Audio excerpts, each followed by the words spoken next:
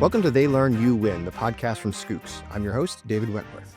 My guest is serial entrepreneur Ryan Austin, who has spent more than a decade working to drive improvements in learning and development. Currently a CEO of Cognota, Ryan is focused on developing technology that enables corporate learning teams to increase their productivity and power learning operations across enterprises. Ryan is focused on bringing the concept of learning operations, or LearnOps, to the masses by hosting the LearnOps leadership video series, writing articles, hosting webinars, and coming on podcasts like this one. In this episode, Ryan and I discuss the business of learning and how learning leaders can become more strategic by blending the creative side of L&D with the operational side of the business. Enjoy the episode. All right, Ryan, thank you so much for joining me today. This is something that gets talked about a lot in a lot of the conversations that I have about learning, no matter what we're talking about. But constantly, most of the things that learning leaders are trying to work on is in pursuit of trying to be more strategic, right? Learning wants to become more strategic, have a bigger impact on the business, become a partner to the business. Very important goal that a lot of organizations are after. But I think learning functions as a whole are generally challenged by how do we actually do this? And there's a million reasons why. One of the things that I think is at play is a lot of L&D people are naturally sort of more like creatives, and they come from that kind of a background. They're not typically getting into this from a business perspective or a business past or experience. And so they don't really have the tools or the language to make that transition. And I'm not saying that that's a bad thing. I don't think that shouldn't be creatives. I think that's a great benefit and a strength of L&D. But I think there's a lot of help to be had to make that transition. So, for having you on today, and, Cognota and what you guys do is really focused on that, right? What are the tools and the techniques and strategies to help companies do that? So what I want to do is talk more broadly about how do companies start to think about this stuff? How do learning leaders start to make this shift or continue to make this shift? Because I think that's the hardest part too, right? Is breaking the inertia. How do we actually start moving? Because everyone's so focused on what's right in front of them. So with that, I mean, what's your take on the state of play? Like, is this a valid movement? Are things actually happening?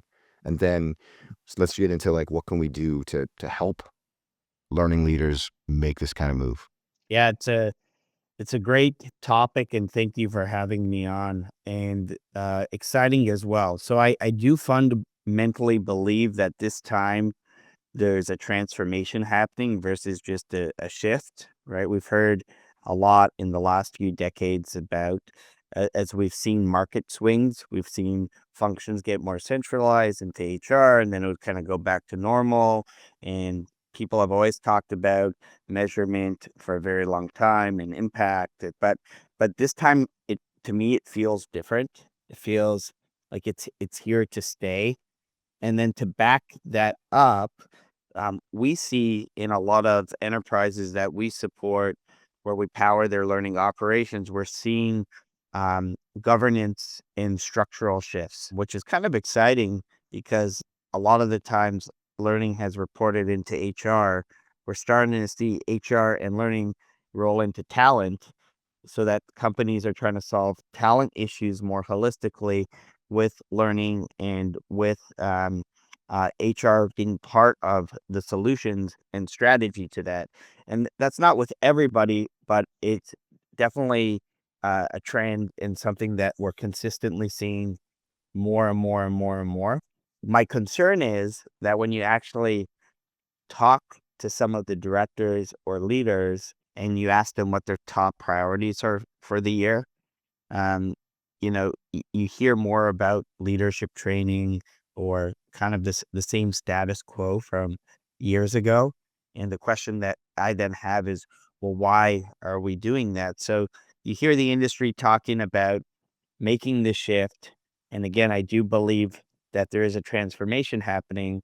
But then when you talk to people about what they're focusing on doing exactly today, they're not focused on that. They're focused on a very specific type of program. So that's the concern, because if we're going to do it, it requires an investment. I was talking just to Um, Nigel Payne online, and he talked about learning operations, which, in my opinion, is the foundational work that allows you to be more strategic, that allows you to drive impact, and gives you that infrastructure and framework. He said something that was really interesting, which is, nobody really talks about learning operations because it's something that just happens and that's going on in the background. But it is fundamentally the whole foundation on how we operate, how we make decisions, etc. So hopefully that answers the question. I do think there's a transformation, but I'm worried that it's not getting enough attention to happen fast enough, especially with the complexity of technology advancements. Because people who are not focused on this, I feel that they might get left behind when you stack on things like AI on top of what you just said. You bring up something that's interesting to me because one of the challenges too is that traditionally, like you said, learning has reported into HR. It's been considered sort of an HR function, and I get where that comes from. The genesis it's of that in a business mindset is that, well, this is dealing directly with people and what we do specifically for them, so it falls in there. It's very hard to take the things that we're talking about and break out of that because it's so sort of institutionalized and all the processes and the hierarchies are designed in a way that makes it hard. Even if they put in sort of the effort to do the right things, it's hard to break out of that. And like I've seen on a smaller level, the kind of impact you can have once you break that mold. We do a lot of work with like frontline industries, retail, restaurants, and you look at the way that a lot of these companies think about learning and training, and they put it just because of the way the companies operate and are structured. It's more of an operational thing. It's actually part of operations. Not necessarily, they don't necessarily call it learning operations, right? Is that specific thing, but the way that they function is, oh, the training is part of how our business operates, right? It isn't some HR function because we can't open a new store, we can't get new staff up and running, we can't roll out new products unless the learning and the training is there, and happens seamlessly. So they have a lot of success when learning becomes part of the way that the business operates. Are any of the companies that you've talked to or work with that may, outside of that industry, do they look at that learning like that as part of this is the way that business gets done? So learning needs to be agile to align to the company's strategy, right? And Mm. so if the company's strategy for the next 3 years is a lot of succession planning and HR like stuff, then it makes sense for learning to be part of HR. And just taking a step back, um, I fundamentally believe that learning and training is just part of a byproduct of other programs and things that happen. Just look at, there was a crash at the Toronto Pearson Airport, right? And the plane, upon landing, literally flipped upside down. And there's videos online. You could see this, people getting pushed out. And there was an article recently. One of the airline staff basically said the training kicked in immediately, right? And so it's staying in the background until it becomes necessary, and in that case, lives were probably saved. And what you look at the business reaction after, they immediately go to settlements, trying to settle with airline passengers, and so there's real costs behind that. So the question is, if those people weren't trained, what could that have cost the business? There's already going to be costs to the business with the training. So in that case, it was significantly reduced. And when you think about that being embedded into everything that we have to do, it becomes pretty significant. Yeah, I mean, not to like continue sort of the doom and gloom, but I recently had a conversation with, he was used to be with Walmart, and they had created some virtual reality training, and one was because of the nature of the business they were doing active shooter training, and they had an incident in one of their stores, and tragically a few people lost their lives, but like hundreds didn't and were saved because the staff got them to safety quickly. And they talked to the staff. They said, literally, just all the training that we had, that program that we did, just clicked in and we knew what to do. And really changed the dynamic of what could have happened. So you don't want to have these glaring kinds of examples, Yeah. right? To make the point, because it's happening every day on a much smaller scale than that. But it doesn't get recognized as what it is. When we talk about learning being thinking more like a business. We talk about learning operations. What are like the hallmarks of that? What is, because it's I think too nebulous in a lot of folks' minds, and it makes it very hard for them to get started.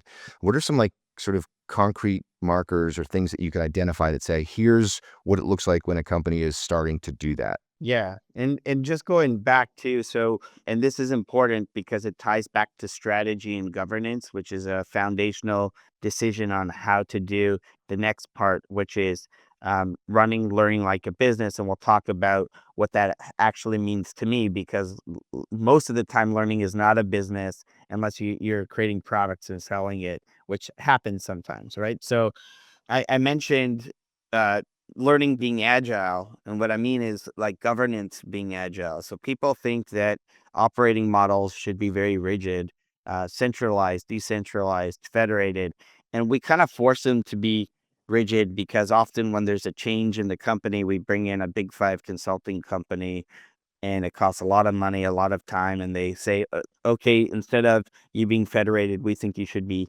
centralized. And really, the answer is what's going to allow you to move fast and create value for the business in the current life cycle that it's in.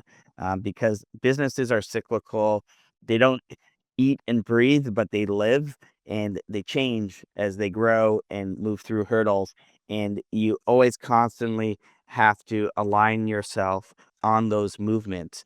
And so I gave an example on when it makes sense to report into HR. If you had all these people leaving the company, maybe you're a big oil and gas company, you have all these, retired subject matter experts. It's really your capital tacit knowledge exiting the door. Then sure, like you might need succession planning and you need to do knowledge transfer and all of that to keep your intellectual capital there so it doesn't leave. And that could be the biggest initiative for the company set by the CEO. Then your governance model probably should be to support that. But often it really comes down to the business goals. So learning and development is not a business unless you're selling something. What I think is meant by that is, in a business, you need to really manage your resources effectively, time and money, right? In at Skooks or at Cognota, these are things that you're always talking about as a management team or as a board, and you're looking and you're always talking about how do we create value with the time and money investments we're making to go from point A to point B. And at any company, that's the same idea Hmm. ideology. Like the CEO and the CFO, they're talking about this daily. And so sometimes when I see learning leaders talking about how frustrated they are about this concept of having to show ROI, the CFO and the CEO, they don't want you to prove ROI. They don't want you to have to go out of your way to demonstrate ROI. They just expect that we know how to do that and how we can think about that while we're doing our work. They want us to be good investors with the budget that we get allocated so that some of these large enterprise, we have one customer who's doing a program right now globally, and it's an $80 million investment. If that was your money or my money, we probably also want to know very carefully, what's going into that for $80 million and what's coming out of that. And I don't want to know at the end when the $80 million is spent. I want to know throughout how we're tracking success. And so Hmm. that's the concept of running L&D like a business. It's not a business. So it's an analogy of, if you're spending the money, I just want to understand the impact that we're getting. And as a company, if we're getting a return on investment or not. And it sometimes it doesn't matter if it's a negative ROI. It's just about the learning and what are we doing as we learn and how do we make decisions around that so that we're being good stewards to capital and value creation. Yeah, and I think that there's where the challenge comes is that it's knowing what those outcomes are, and that learning sometimes says, well, okay, now I have to define what the value that we're creating is, and that's probably actually not true. And when learning is left to its own devices to define what the value is, that's when you get things like test scores and completion rates, because that's in that learning realm. The truth is the business already knows what the outcomes are or should be. You know, and it's up to learning to, that's where that partnership comes in, to be able to understand, hey, this is what we need to happen. This is the direction we need things to move. And are we designing in a way that we're able to show that learning is doing those things? There's this weird leap of learning doing nothing about ROI at all to, well, now we have to show every dime and nickel that we have either saved or created. And it's, well, no, that's not it either, right? There's Yeah. this other middle place of, like you describe it, it's like, okay, as learning exists in this organization, it is by definition an investment. There's money there. There's time and energy that's going into that. What's happening? And it isn't like, what did you do last week? It's like, just let's make sure we can show that the effort we're putting in is having an effect. But when everything's disconnected, and if we're just taking orders from the business to like make this training, then the only thing we have as a learning function to show for our time is, 92% of the people that clicked it finished it. Okay, so there's certain data that should remain within the learning team to make decisions and should not be shared with business stakeholders. And then there's data that should be shared with business stakeholders. In an instructional designer, we talk about like what's in it for me with him. So the same thing with data and analytics or dashboards, what's in it for them? So if you start showing them um, how a class scored or the NPS score or um, what rating a facilitator got, um, you actually are going to lose credibility because it's too low level versus where they need the team to be from a capability perspective. They need you to talk like the business because what they're really saying is, I want a business partner. I want an advisor who can advise on these things. So there's this whole concept of order taker versus advisor. That is something you earn because you know how to do it. And so what hopefully we could talk about is how do you do that? And as you know, I wrote a article on in Training Journal, step-by-step guide on how to think about this. But you fundamentally need some of those data elements like, scores for your facilitators, how a class did, NPS, but for your team, right? Right. Your stakeholders or your business partners that you're going to work with in the CFO office, procurement office, operations, business functions, they want to talk about the impact it's having on the business. And actually, ROI is just the math. Do we get a positive ROI or a negative ROI for the time and money that we spent on this program? That's more of a nice to have than the impact. But when you can tie the two into a story together, then the magic happens because the CFO wants to know that, CEO wants to know about the impact, right? So you kind of bring both together. So it all starts with I would say strategy, mission, vision. Strategy is the business plan for the next year, maybe 2 years. 3 years is the mission, and then 5 years is the vision, right? So, and sometimes it's a 10-year vision in larger companies because it's harder to steer them into a different direction, etc. But so as a learning and talent leader, we need to plan both top down and bottoms up. And it's actually a beautiful place to be because you get to support the organization in such a meaningful, value-driven way when you do that. But that means you have to go out of your way, kind of like Undercover Boss, if you've seen that show, to Mhm. go and find the information because nobody's going to bring it to you. But that's what an advisor does. They dig. If you hire a big five, they're going to dig. They're going to interview everybody. So as a learning or talent leader, that's what we need to do. We need to dig. Sometimes it's easier if the company's public. There's reports online.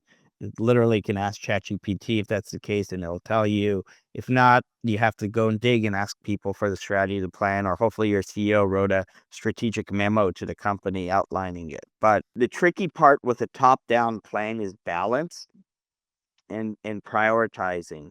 But um, every plan has flaws, right? So they're never going to be perfect no matter how thoughtful you are. And because learning most of the time becomes this byproduct of something we just need to do with the other plans, they don't really think about it up front. And so it's an opportunity for the learning and talent leaders to really dig into those plans and show the business, the CEO, the CFO, where there's risk in their plans that can prevent them from getting there if we don't invest into certain learning programs to build up capabilities or expertise in the workforce to actually do what they're trying to get the company to do. So that becomes the top-down learning plan, and then you need to prioritize it around the 1 year execution, 3-year mission. Because if you're just focused too much on the 1 year execution, you're going to forget about starting to make investments that are going to be critical by year 3, and then by year 5, the vision. And so that becomes your top-down plan that you can build a budget around and get everybody aligned in your departments around that, because those are the things that will drive the most impact, because the CEO is basically saying, this is our goal, this is what we want to accomplish, this is what we need to do. So fundamentally, if you're working on anything except that, then you might be looked as a cost center versus a value add. Yeah, I mean, when you're describing this, I'm thinking to myself, in what world are you trying to operate a learning function and execute your own learning strategy without aligning it in a vision into what the overall strategy is? And I know you're talking about reality, but to me, it's like the idea that someone would have to go externally ask ChatGPT to give them a breakdown of what their own company's vision and mission is mind blowing to me. That It how happens. yeah, I believe it, and I think that's something, right, in and of itself. If you find yourself in your organization in that position, that might be indicative of how the organization already looks at learning, right? Like if you're already not involved or being informed of what's going on from a strategy point of view, work on fixing that, right? Yes, go out and find the information, but if you find yourself having to go out and find some of this information on your own, um, then also figure out why that's happening and why isn't it easier? Why is there so much friction? Where can we reduce friction, and what kind of data that learning has access to, knows where it is, who owns it, what systems it's in, if it's going to help them, do what they do better. But yeah, I think to me, it sounds like when you're in a situation like that, you have another problem to tackle on top of just finding the information, right? Well, for sure. I mean, it might be a leadership challenge. Then it might make sense that you need leadership training. But but I mean, fundamentally, you're right. You have to go and explore and get the information if it's not easily accessible. But guess what? If you do that, you start becoming an advisor automatically, because you could say like, "Hey, our team's having a challenge to understand how to align to the high impact business goals and priorities of the business. I need to sit down and really work with you to understand that, and we can help you break it down in a way so we can teach the company from a learning experience on what those things are, so everybody's executing more effectively." So it becomes an opportunity where you automatically just got a seat at the table, because you're teaching CEO how to break down the goals in a way that becomes teachable to the entire company. That's impact. And that's just like one example. If that was a reality where it didn't exist, right? And then once you have your top-down plan set, then you really need a business partner model, so that you're actually building value and partnering with all the business functions. And, like, look, if you're a massive company, there's no way you're gonna be able to partner with everybody very quickly. So that's, again, when this 1 year, 3 year, 5 year concept comes into play. Who are the high value business partners that align with that 1 year plan that I need to build immediate relationships with and support them, so that together as partners, we can execute and do well for the business, and to get to the business goals. And, if you did your homework up front from the top down plan, that starts to expose the risks in the plan. So you can approach it like, hey, look, we did analysis on the 1 year goals of the company, and very exciting that we want to, I don't know, double revenue or increase our health and safety scores because there was incidents last year. I don't know, whatever the CEO goals are. Um, but in that analysis, we saw gaps. And because you're the business function that will have the most impact with this, we want to partner with you so that we can help you create the learning that's just going to be embedded into your work processes, so that together we can get there. Right. And then now Uh-huh. you have a business partner who is bought in because there's something in it for them, and you can start having conversations around measurement, effectiveness, budgeting, everything happens together. They become a true partner. And so you want to prioritize the business partners that make the most sense, will drive the highest impact to those business goals first, and then pace out the other ones for the 3 to 5 year, because they're not going to provide the biggest ROI in the short term. All right. What you're describing is so important, that this actively seeking out those partnerships, because I will tell you right now, there aren't two people recording a podcast somewhere else right now that work in parts of the business going, how do we get learning to listen to, how do we explain what we need to learn? Like that conversation is not happening. They're not seeking L&D out to solve their problems in most cases. And when they do, it's way far down the chain, right? They're just like, they've come to some conclusion that, oh, it turns out we should probably have this kind of training. And and then they come knocking on the door and say, make this for me. So it is an active role that learning has to take, of seeking out these business stakeholders and saying, how can we help, you visualize and achieve whatever it is that's in front of you, because those parts of the business aren't necessarily looking in our direction, right? To do it. They're not thinking about it that way. They're very focused on what it is that they need to do. The light bulb goes off when learning comes and says, oh, well, this part of it is how, we can help do that, as opposed to that, again, come to that conclusion when it's probably too late, right? Yeah, absolutely. And take the talent hat off for a second. Let's think about sales and marketing, because they're much more um, a much more mature function, I would say, and the concept of RevOps, is much more mature there. For a long time, and still a little bit today, CFOs have heartburn around marketing budgets. And when marketing teams try and act independently and show ROI, it's not as meaningful. But when you have a partnership with marketing and sales, and they're working very closely together, and you achieve that annual revenue objective, and the sales team is saying, we couldn't do this without our marketing partners because they got us the pipeline to do that. The CFO is not going to ask about what ROI did we get. They might ask, like, what things did we spend on that led to some of these results, so we can double down. But it takes the attention off of, like, what did marketing do independently.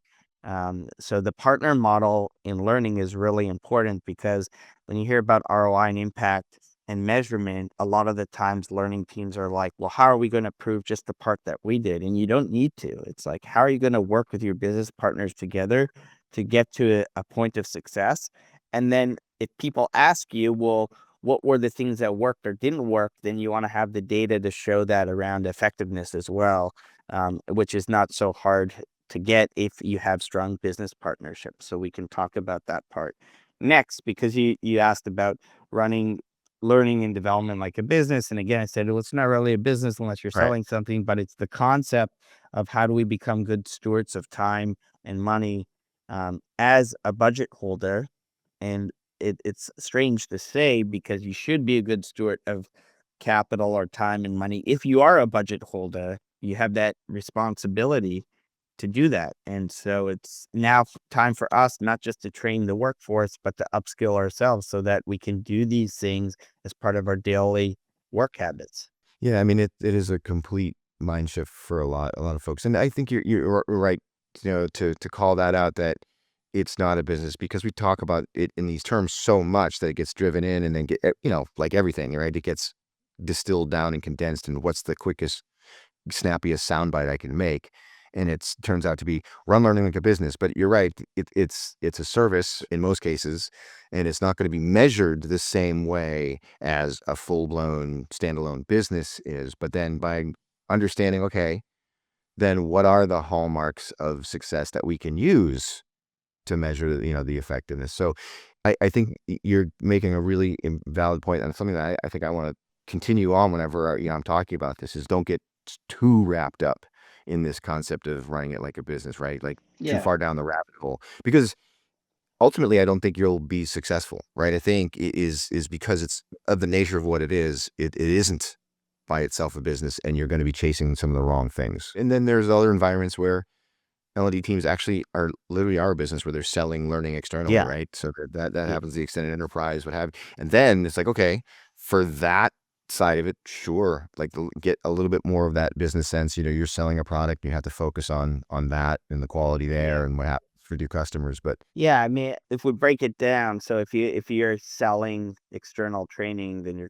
probably going to have a P&L. You're actually running it like a business. And if you're charging back, you're running it like a business. The question should be, should you be? The concepts I'm talking about is running it as a business function, and hmm the partner model is really important.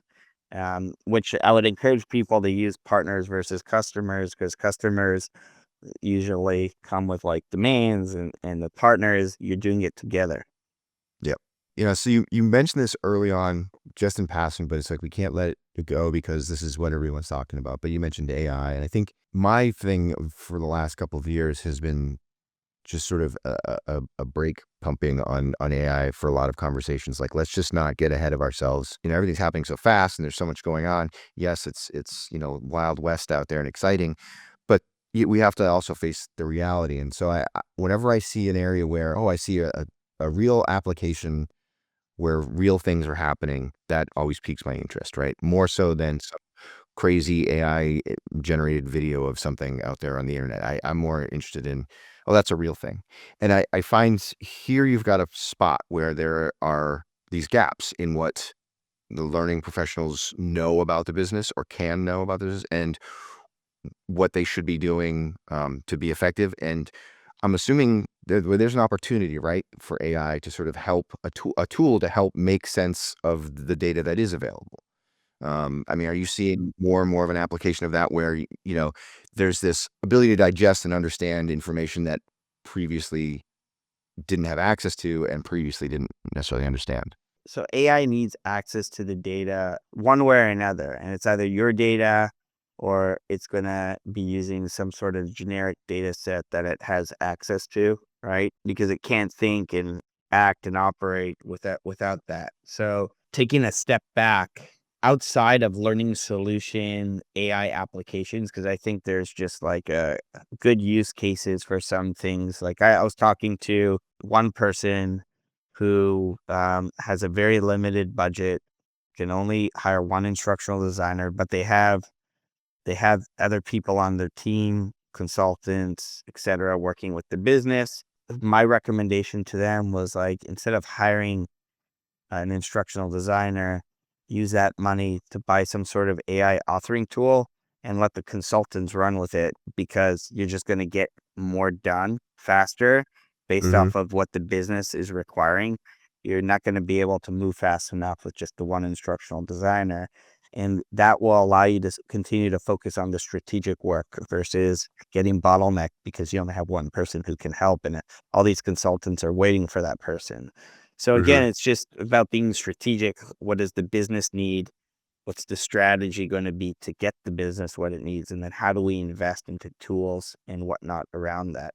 So outside of learning solutions where there's mature use cases, primarily on the authoring side or avatars and stuff like that. I think we converted you into an AI avatar with our academy. It's out there. I'm not afraid of technology, but that experience of being turned into a virtual avatar was very interesting to say the least. And I think the crowning moment was when the video was done. They hadn't yet applied my voice to it, and they wanted it showed me the video, and it was me speaking things I've never said in a British accent, and it was the strangest thing I'd ever seen. That terrified me a little because it was like, "Oh, you literally can make somebody say anything." Anyway, I don't wanna get too far down Yeah. the road. It's Yeah. pretty fascinating what you can do. I mean, if you really take a step back, like we're talking about in learning, what's happening in the HR function right now, there is mandates happening from the CFO office to do more with less in the HR function, and there's very strong use cases with AI applications to HR. So it's going to happen more and more in talent and learning as well. It's inevitable. And if you really think about it, like we have like self-driving cars on highways and things like that. So what do you mean we can't automate things like analysis or consultations or ROI analysis. Like, of course we can, and we should. Like our whole vision at Cognota for learning operations is how do you marry humans with agents and operators so that you can just get more done with less, because the data out there is that the L&D budgets are shrinking, but the L&D function will not go away. I think it's just going to be forced to become more strategic, which is a good thing in my opinion. But to answer your question about AI outside of learning solutions, so I'm talking about like administrative stuff where there might be automation application. Your team needs to get disciplined first to do the right things so that you can collect the right data so that you can add AI on top and then automate and make life a lot easier. And so if you're doing things wrong, then AI is going to do things wrong.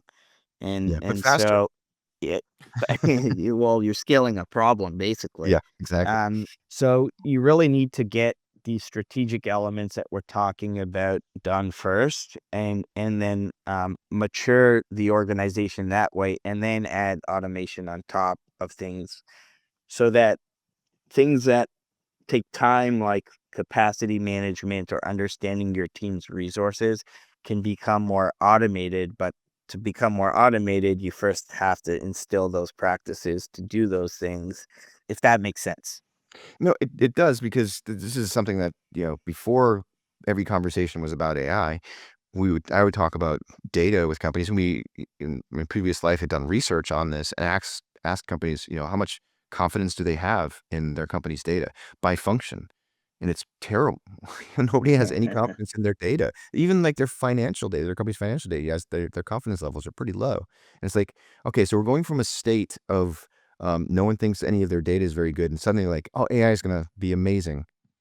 Fed what? Like, you already don't trust your data to make your own decisions. Now you're going to let a machine make those decisions faster and on a grander scale when you're still not 100% sure about your data. So I think you're right that the first step is discipline in your process and your data, because AI is only as smart as we make it. And it's not going to come in and solve anything if you've got these kinds of problems. I think when we start to go down this road that we're talking about, the strategic partnership, thinking more strategically, okay, well, you also need to get your data house in order before you start going down on this road. I'll give you one example. Like, I think a strong use case for AI will help to replace what we call the learning advisory boards or councils. Like, so what's the learning advisory board? It's when the learning team creates these partners in the business functions who become the voice of helping the learning team understand what to prioritize and where there might be impact. And people are taking time out of their day to go and do that. Well, if you do the other part that we talked about, like that undercover boss stuff to go find the business goals, and you just set up the request kind of process with the business partners, and the requests are going to start coming in. If you have a mechanism to capture the strategic goals, so you don't need the business advisory councils, or you can save way more time because 90% of the time just discussing what are we going to prioritize goes away, and you can self-rank. Hey, based off of all the things that came in the quarter, here's the top 3 things that we're going to work on because they'll have the most strategic impact. Does everybody agree to that, right? And so you can eliminate those quarterly meetings, monthly meetings, sometimes we see, etc., and just save time because you have the data. But AI cannot do that unless you help it do that. Yeah, but that's the key. And then when you're there, you like you said, you eliminate a lot of that discovery period that everything has to go through, where you've got a tool that does the discovery, and then it's not saying let's not have any people involved in this at all. It's like, no, let's get us to a point where it makes sense to have everyone agree, disagree, have consensus, but you don't have to spend all this time doing introductions and consensus building and discovery. So yeah, definitely something to think about as we move towards being more of a business, is an embrace of the tools available, stuff like AI, and that's not gonna change. So as we get sort of near the end here, we're wrapping up, and again, this is one of these topics that it's not like we can have a conversation. You say, do these three things and, and you've figured it out. Right. And I know you've got like, stuff you've written input out around like steps to take. But what's the one thing that you find yourself saying to people who are curious about this whenever you get, because obviously if they're curious about it, they're having conversations with you. What's one or two things that you find yourself, making sure that you always say in your conversations? The part that I spend the most time on, which are probably the most boring, but the foundational elements on how to actually get to a place where you're driving just impact. You're spending time and money on things that just drive impact, that are highly valued impact stories back to the business, is what we call alignment in the LearnOps framework. So that's the top down. What's the 1 year, 3 year, 5 year kind of objectives, and how do we align ourselves to that? Because if you're spending time and money to do with anything on that, good or bad, so positive ROI or negative ROI, you're still going to be adding value and pushing the company further by just doing that alone. So top down is like the CEO, the CFO. Bottoms up are the people actually doing the work, the tactical work to get to those top down goals. So you want to be there for them, you want to support them. And that's actually how you can do measurement, program effectiveness, because even before you start spending time and money, you just sit down with those people.